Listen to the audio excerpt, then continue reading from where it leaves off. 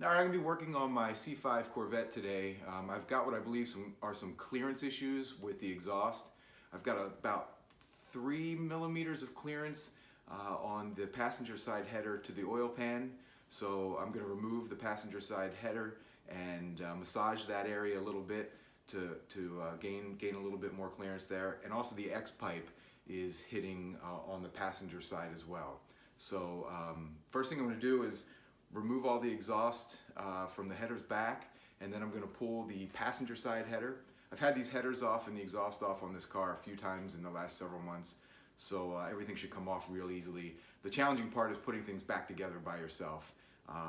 It's not impossible, but it is a lot easier if you've got somebody underneath the car to kind of hold things while you get bolts started. So here we go.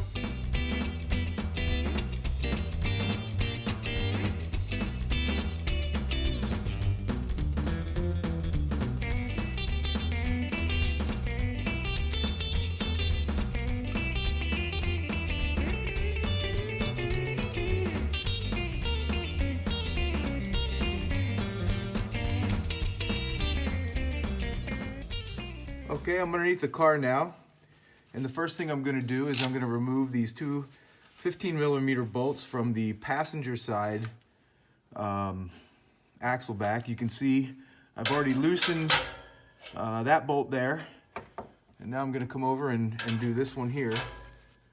And in case you're wondering,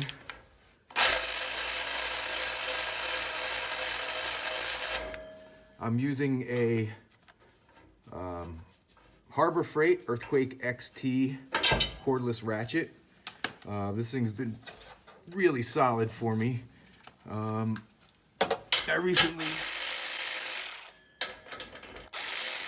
recently replaced the clutch in this car, the torque tube, and this ratchet did a great job, held up fine, and no problems to date. The next thing I'm going to do, obviously, is come across and let's do the driver's side here, if I can get a little bit of a better camera angle for you to see what I'm doing. I hope you can see that. If not, I'll edit it out. All right, so break that bolt loose, and we'll break this one loose over here on the outboard side before we hit it with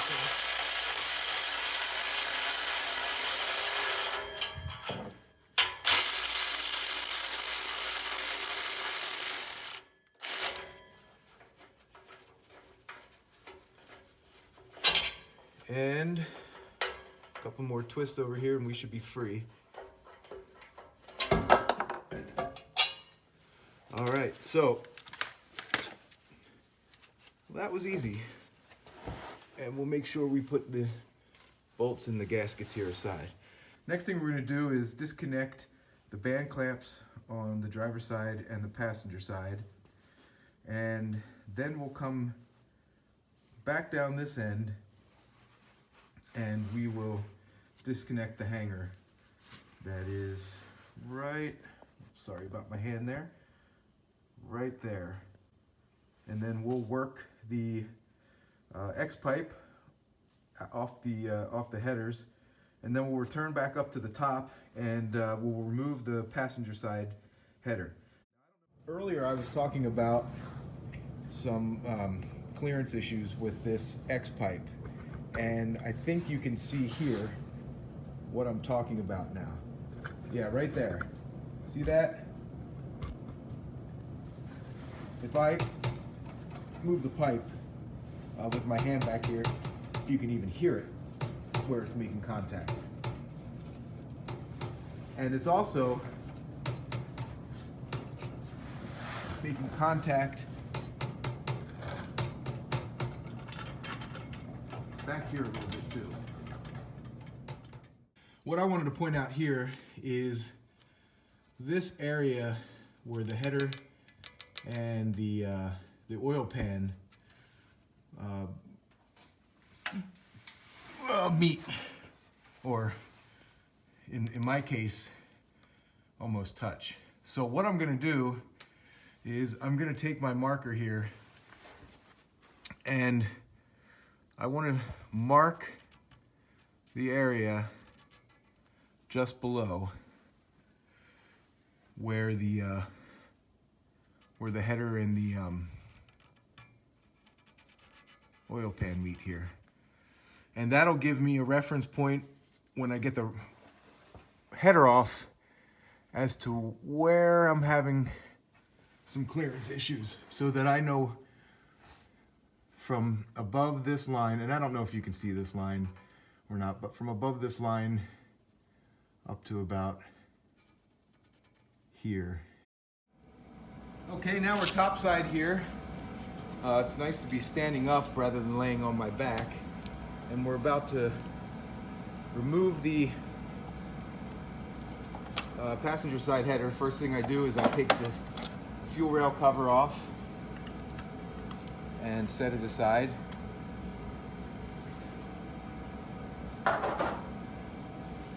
And then I'll disconnect all of the spark plug wires here from the coil packs.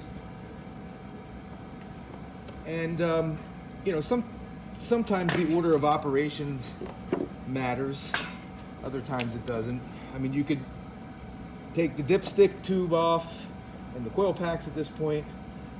I don't know, I guess today I feel like taking the spark plug wires and boots off here first and setting those aside.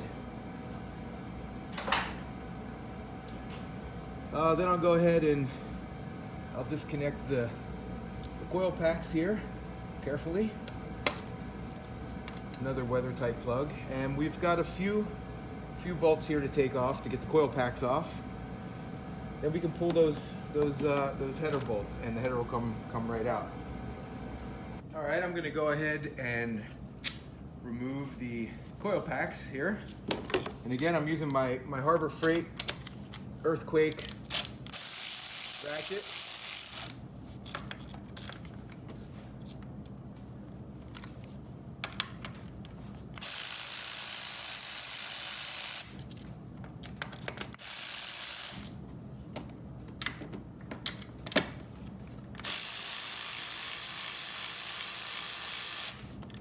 These are 10mm bolts here.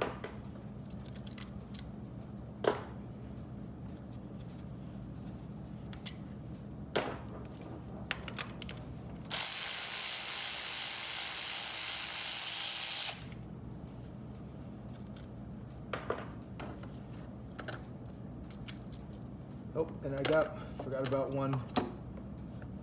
Set that down gently. Back here, I'm not going to be able to reach it with the extension, so we'll see if we can get it with just the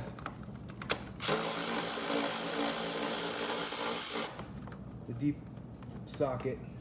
Now, the tip might be to go for that one first. And sometimes I do that. Let's get the most difficult one out of the way first. This time, I didn't do that. All right, coil packs off. Now you can see the rocker covers. And next, what we'll need to do is we'll need to get the dipstick tube off, and then we can start pulling the headers. I think what I've done before in the past is left the rocker cover on, and I can angle the header around the rocker cover. But yeah, we'll get into this and see what happens here, if we're gonna need to remove that or not. All right, the dipstick tube is an Allen bolt.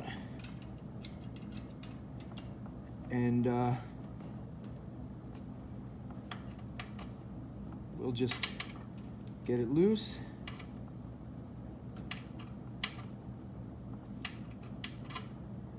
It's not a particularly long bolt.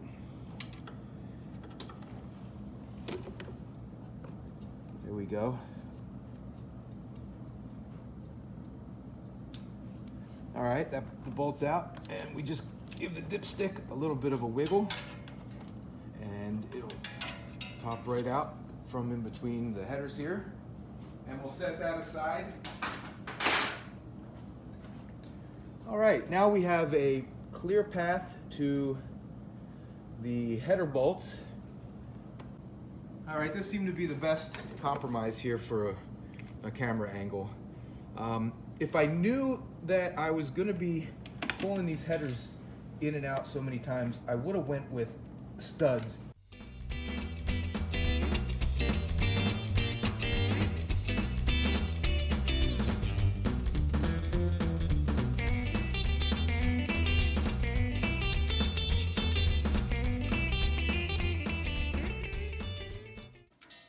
All right, now I've got all the bolts out. The header's just kind of hanging there. This is the part you've all been waiting for, because I said how much easier the passenger side is from the driver's side. And really, what you want to do, once you clear the air conditioning line, just give it that twist. Did you see that twist? Now you'll see where I've marked for the header clearance. And it's just a matter of pulling up and out. I'm gonna go over to the bench, get everything set up. We're gonna throw some heat in this area and we're gonna start massaging it with a hammer. All right, well now we've got the passenger side header over here in the vise on the workbench. And I've got a couple pieces of wood to take the load of the vise off of the header pipe as much as possible. I don't know if you can see it. I know there's a little bit of a glare here. I apologize. This is not a professional studio. Right along this area right here, I can see a lot of witness marks to where there was contact being made, all the way through here. So there is evidence of some kind of repeated rubbing or hitting of that area right there. Now you can see I've got my propane torch here. I'm gonna go ahead and heat that up. Then I'm gonna take this socket here, nice rounded surface. I'm gonna lay it right where I wanna put some, I guess a dent in the header tube here. And then I'm gonna use a 4-pound hammer and give it some wax to kind of massage this and give me some clearance.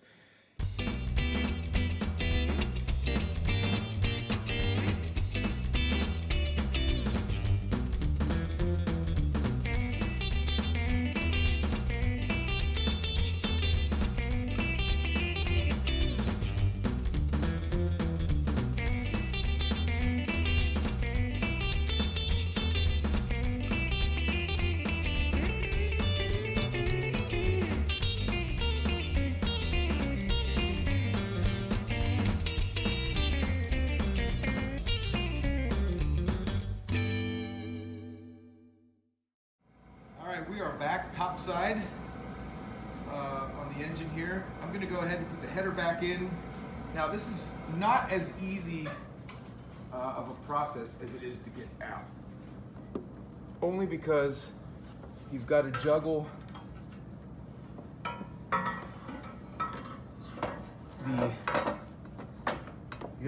the pipe with the gasket and start to get the screws started. And you can already see me struggling a little bit here, right? And that area is still warm from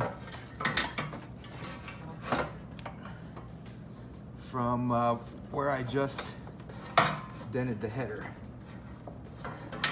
I should probably go back and watch my video to see how I took this thing out.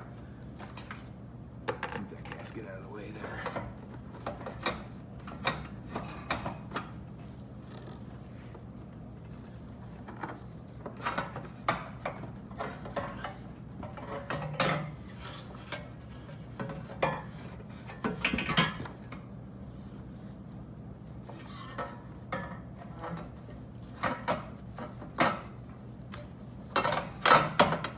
There we go. That was it. And then it drops right in. Okay. Now this is where it helps to have another person that can hold the header right where you want it, so you can start threading some bolts in. All right, I repositioned the camera here so you can get a better look. I dropped a bolt down in that area there, so it took me a little while to fish it out. I don't have a magnet. It's like one of those things I need to get a magnet here. I also kind of snaked you guys. I got a bolt started over here while I was in the process. So I ended up going down, setting up a jack stand in order to help hold the header while I get some bolts started. So. Okay, well, I've got all the header bolts started. Also some anti-seize on the threads. And I'm gonna start just by tightening them up again with my Earthquake XT ratchet here. Starting from the inside, working my way to the outside.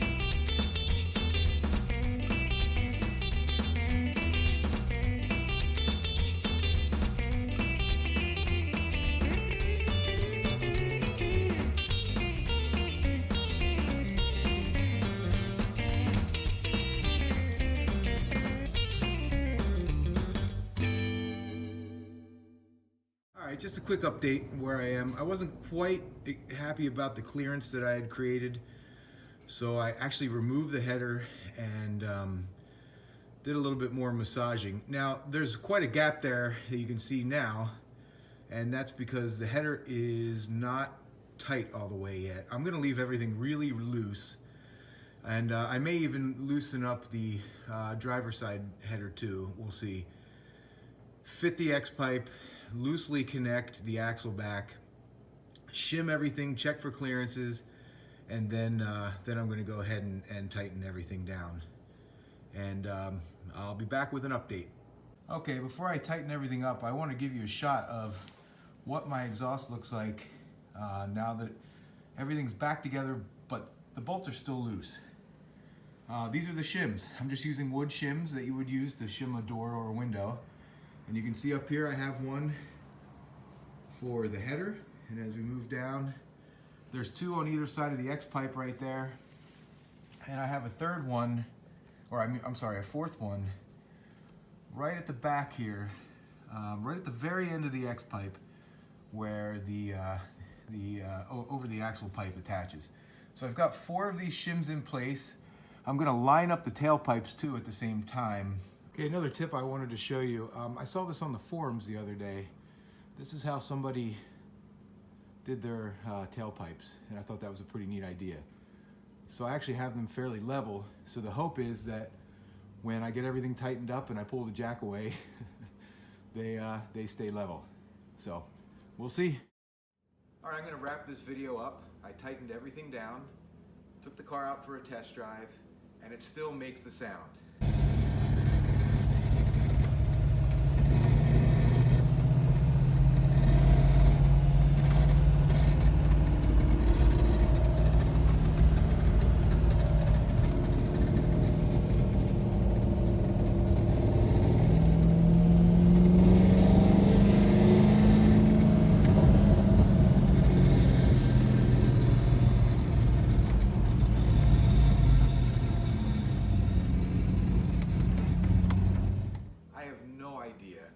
What the issue is here. I'm exhausted. I spent all day trying to figure this thing out, made sure there was clearance everywhere on the exhaust and everything was lined up, and I couldn't fix the problem. So I'm gonna have to take it somewhere and see if somebody else can figure out what's going on with it.